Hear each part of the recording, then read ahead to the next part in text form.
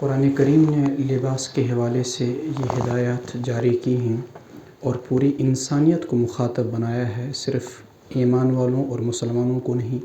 یا بنی آدم قد انزلنا علیکم لباسا یواری سوآتکم وریشا ولباس التقوی ذلک خیر۔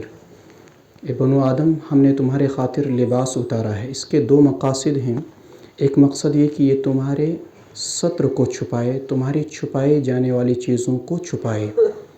گویا کہ وہ لباس جو تنگ ہو، جو چست ہو، وہ لباس جو مختصر ہو، وہ لباس جو باریک ہو، قرآن کریم کی اس آیت کے تناظر میں وہ لباس کے حقوق کو ادا نہیں کر رہا ہے۔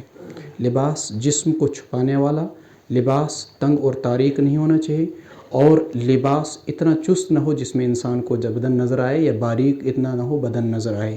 دوسری چیز قرآن کریم نے لباس کے حوالے سے فرمائی وریشہ، وہ زینت کا باعث ہونا چاہیے۔ ایک ایمان والے کا لباس ایسا ہو جسے دیکھ کر دوسرے کو تڑپ پیدا ہو کہ میں بھی یہی مومنانہ اور عالمانہ لباس پہنوں۔ ایسا نہ ہو کہ دوسرے کو ایک قسم کی نفرت ہو جائے، یم کہتے ہیں مکرش روزن۔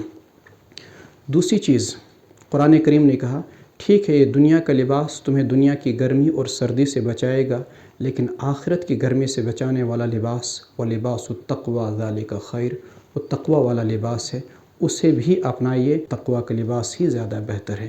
اللہ رب العزت ہمیں ظاہری اور معنوی لباس کی پابندی عطا کرنے کی توفیق عطا فرمائے۔